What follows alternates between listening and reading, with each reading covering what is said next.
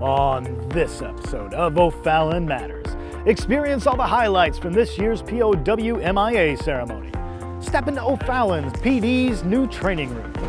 Finally, learn about several new upgrades taking place at our wastewater treatment plant. All this and more next on O'Fallon Matters.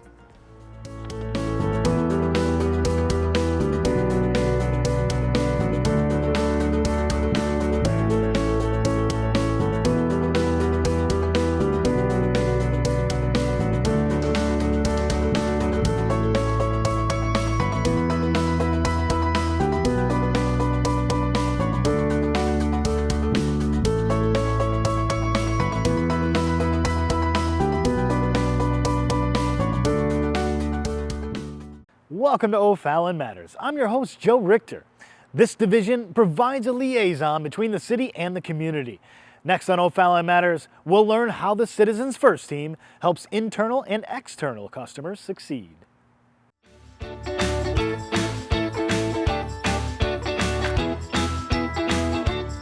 It's the mission of Citizens First to deliver accurate information and positive customer service experiences to residents and city employees. These service representatives make business transactions as easy as possible without bouncing customers around. We have Melissa and Carol, both customer service reps. They do a terrific job down there. They're talented. Not only do they answer calls and direct people to the right department, answer questions, they also provide special administrative assistance to other departments such as CDBG and our IT department. In many cases, we're the first person they talk to, and we want to make sure that they get to the proper department or the correct answers. The one thing about Citizens First that I'd love for our community to know is don't hesitate to call us. You may not know exactly who you need to reach out to. We have those resources. We probably have more resources than you're aware of. Helping residents is a rewarding job, and the Citizens First team goes above and beyond throughout their shift. They take pride in serving the residents of our community. I am very much a people person, and my job with the City of O'Fallon interacts with people every day, whether it's face-to-face, on the phone. The more that I can be helpful, the better I feel about myself, about my community, and about the job I'm doing, and it is appreciated. When you're helpful to our residents, they do appreciate it.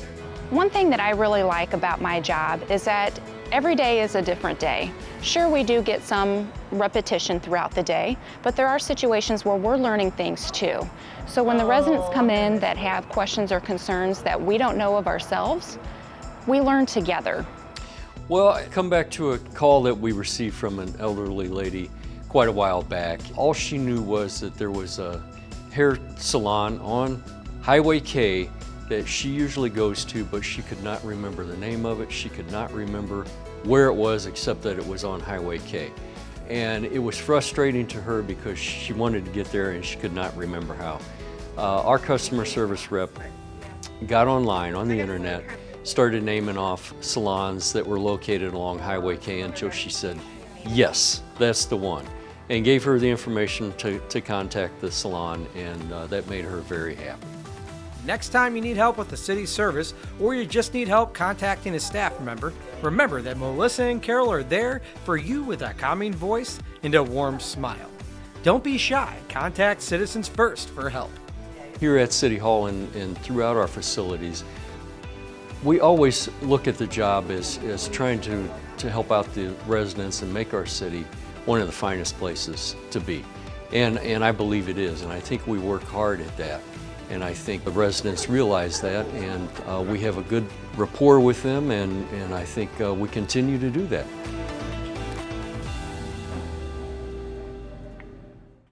There are still tens of thousands of United States service members who've never been accounted for.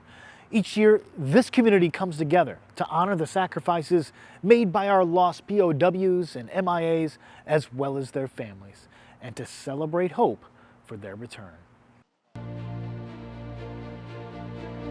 Every third Friday of September, the City of O'Fallon and the Vietnam Veterans of America honor and remember the 78,000 POWs remaining since the Second World War, including more than 1,500 men and women who are still unaccounted for from the Vietnam War. No matter where they fought, no matter where they may be now, these heroes will never be forgotten. Yeah, I think it's a great thing. It's great that people turn out for this. We've been doing this for several years, and every year there's more people here than the year before. And family members come up and tell you about their family members that were in the military and tell their stories with pride. Each year, as I watch the candles begin burning and twinkling in the darkness, I am reminded of our community's unwavering support for the men and women who remain missing in action. Throughout our nation's history, courageous men and women have stood ready when the forces of darkness have gathered and taken up arms to defend their countrymen and our way of life. The risks were great, some paid the ultimate sacrifice, and many more suffered unimaginable hardships, prisoners of war. It has been said that a nation reveals itself not only by the men and women it produces, but also by the men and women it honors. And today, we honor those who fought for freedom and liberty, only to see those virtues so cruelly taken from them. Government and private institutions are continuing the search for POWs and MIAs, and guest speaker Carlos Lee shared his story of exactly the kind of rediscovery that is happening today thanks to DNA research. I had a great uncle that my brother and I had been contacted by the government asking us for DNA samples so they could positively identify his remains from World War II. The Department of Defense sent me a packet about a half-inch thick of all copies of all of his medical records and his military records. And they also gave me the information of when he was killed. He was killed on a boat, on a ship. It was bombed by the United States Navy. He actually was on one ship and he survived the bombing of it. Then they put him on a second ship and that one was bombed by the Allies, but he did not survive that one. He was killed in that one. They took all the remains and dumped it into a mass grave, burned them. They have big advances in technology now for DNA. So my brother and I are looking forward to hearing from them that they've identified my great uncle's remains. Well, I don't think we should forget the people who died either because they are killed in battle, or POWs, or MIAs. And he was all three. We may never recover from all of our missing, but we can rejoice with every service member returned to waiting loved ones or brought home to be interred on American soil. Our search must never and will never falter. Our nation owes these heroes nothing less.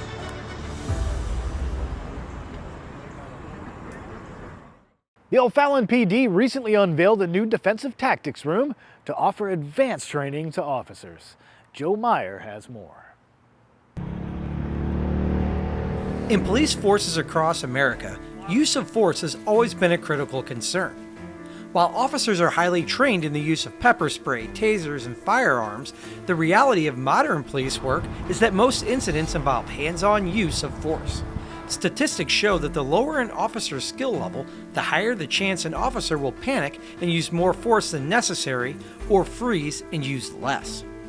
In order to offer advanced hand-to-hand training to officers, the O'Fallon Police Department has constructed a purpose-built 2,000 square foot training area in consultation with defensive tactics experts and external martial artists. Our purpose for this room and designing it the way that we did was to give us as many options in the future as possible. So the size of this room is such that if we wanted to bring in any professional trainer, this room is large enough to allow them to come here. There are minimum size requirements to bring those types of classes to any facility, and we exceed that here. So there is pretty much any possible training we want or we would like to bring here to teach our officers. This room can receive that. The intent of this room is to be used anytime, on duty, off duty. If anytime we can get somebody in here to get some hands-on training and get that time in, is what we wanted to have available. And that's the other purpose of this room, is this is always open to us.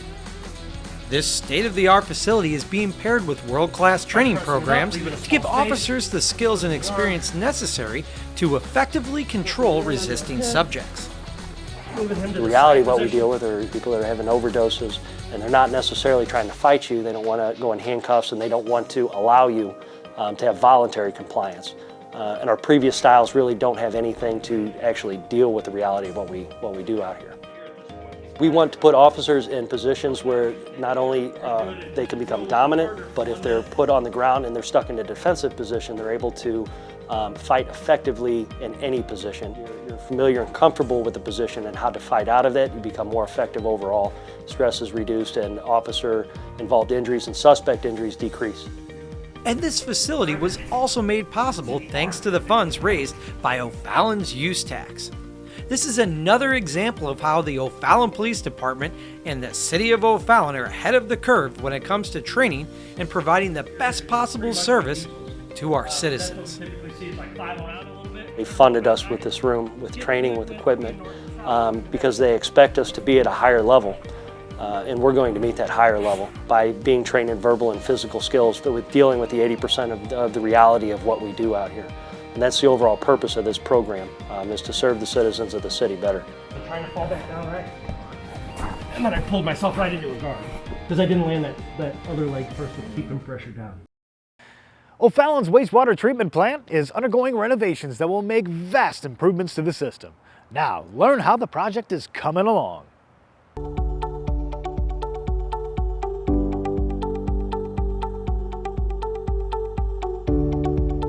The wastewater treatment plant is being upgraded to meet New Missouri Department of Natural Resources requirements. This upgrade will improve the filtering and removal of ammonia before wastewater flows into the Mississippi River.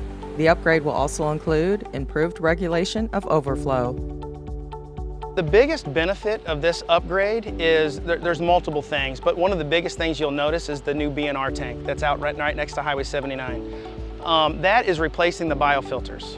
So right now the biofilters is where our first spot of where our bacteria, our bugs actually get introduced to the wastewater.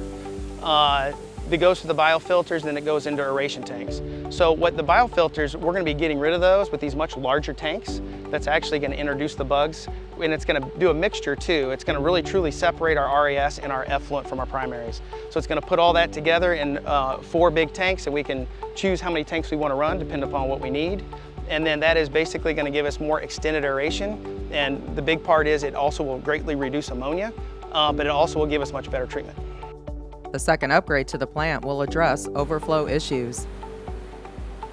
The upgrade is also going to be part of an upgraded high-flow wet well pump station that we don't currently have. So what this high-flow discharge pump station is going to do for us is we're going to be able to take up to 5 million of gallons of effluent and actually go over a cascade aerator and go directly into Prue Creek. So we're only going to be able to do that a few times a year, but usually the only time we're going to plan on doing that is during a rain event, and that will give us an extra 5 million gallons of ability to treat. So 11.25 MGD current, and then the new system will let us go up to 16.5 MGD. The process of upgrading the wastewater treatment plant is ongoing, and a completion date is on the horizon. Where we are today, if I were to put a spot on percentage-wise, I'd say we're getting close to 50%. Right now, it's a lot more of the small fit and finish. It's a lot of the electrical upgrades in the ground, the new blower building that's being installed for the new BNR tanks. There's upgrade to pump stations, scum pits. We're raising all of the distribution boxes up because those are also choking points. So we have to be able to let more water get to them in order to get through the plant. So now we're looking at winter of 2022. For more information on the wastewater treatment plant expansion project, visit ofallon.mo.us/city-projects.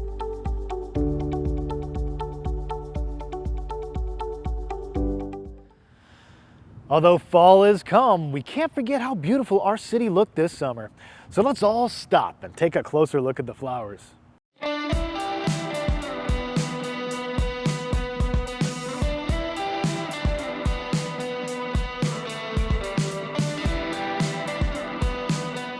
At this time of the year in early September, you really feel like you made it to the finish line, and you can look back at the summer, and we've had a great summer. Our flower displays are all wonderful. Our lawns, it rained at all the right times. Flowering shrubs all did well. So everything has come together, and 2021 has been a great year. We have displays at the Renaud Center, City Hall, Alligators Creek, Stadium that have just been phenomenal this year. Mother Nature has made all the right moves to help us out. Our group of people go out and detail the beds regularly, make sure we have our best foot forward, and we have our hair combed every day.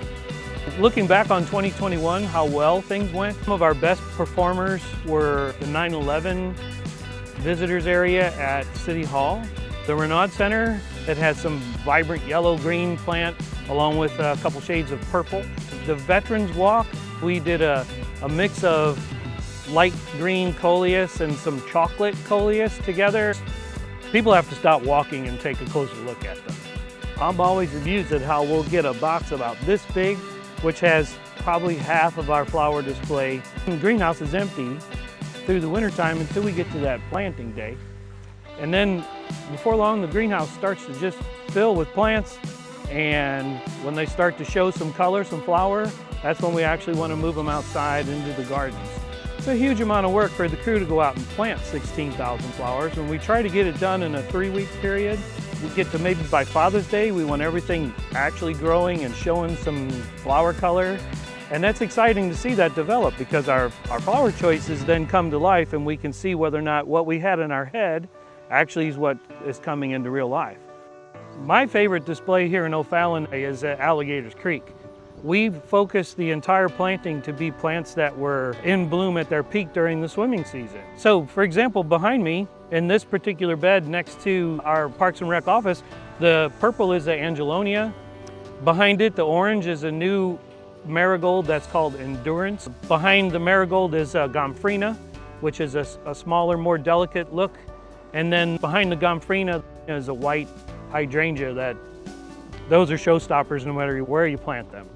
So our selection process for next year actually begins now, and we look at the flower performance this year and make decisions whether or not we want to use some of the same plants or even take the whole display and move it to another property. We look for plants that are compatible with growth. We don't want to plant something next to a wet lover, next to a dry lover, a sun lover next to a shade lover. And we also have to look at the vigor of the plant, whether or not this one's going to get smothered by the next one. So it's not just color combinations, but there's other factors at play in how we make our decisions in order to get the displays that everybody loves so much. So as we get into September, this is just another season for your flower beds or your garden. It might be the end of the line for some of your perennials that really gave a good show over the summer. So you might want to tidy those up, deadhead them, keep them from being so sprawled out. And of course, weeds are always an issue at this time of year. They grow just as good as the plants do. But things that might be on people's minds this year would be mums or pansies or ornamental cabbage, ornamental kale, particularly something that would be near your patio that you could sit outside and enjoy on the nice fall days. People want to know what it is that we planted. Where can I get it? How can I use it? And what should I do to grow it? And we love those kind of phone calls, and we share our everything with everybody. My crew understands that everybody appreciates what we do. I always share complimentary emails or phone calls with the crew. When they give us these compliments, it might be people who are coming for a visit, or it might be other co-workers who feel better about coming to work. It might be people going to the RSC to work out and they feel better about working out. And of course, we feel better about all of it. O'Fallon Sports Park is set for a makeover. Watch this next story to see when the changes take place. O'Fallon Sports Park is a beautiful 95-acre park built for action with a 12-field soccer complex, restrooms, and concession stands, along with the 66,000 square foot Renaud Center. The park also offers 2 playgrounds, 2 pavilions, and a children's garden. And now this premier park is set to add 2 popular amenities. We're in the back of the park in this open area that we had, and pickleball has become very popular over the last 2 to 3 years. Basketball, of course, has been popular for many years. So we were just looking for another space to give to the residents of O'Fallon what a better opportunity than some more pickleball and basketball courts. Adding new amenities to Sports Park will enhance experiences for our residents. It's going to really complete the park. We've got soccer going on here, but not a whole lot of other amenities. So this is just a nice area for people on the south end of town to get some of those same amenities we have on the north end. Pickleball has been something that our retired population has really asked for a lot. This will be our third set of courts that we have, and we just haven't had anything down on the south end outside that has fit that niche for the pickleball group. So we really wanted to provide that for that group. Along with the basketball, it's just a great activity for all ages to come out and shoot hoops. You know, it's just a good pastime sport and people love it. You'll also notice new sidewalks being constructed by the pickleball and basketball courts. Park users will now have a direct route from these amenities to the Sports Park Pavilion. And they will also be adding a new shade structure and a drinking fountain. And last but not least, the Parks Department will be adding bike racks for those who want to enjoy the park by bike. We're looking to open the basketball and pickleball courts up this fall. Unfortunately, we're not going to be able to get them court colored this year, but we will get some striping down so at least players can come in and play around and have good stripes down on the ground. The companies that do this type of work are just really backed up this year and trying to get more and more projects done. Stay up to date on future parks projects on O'Fallon Matters and by visiting www.o'fallon.mo.us/parksandrec.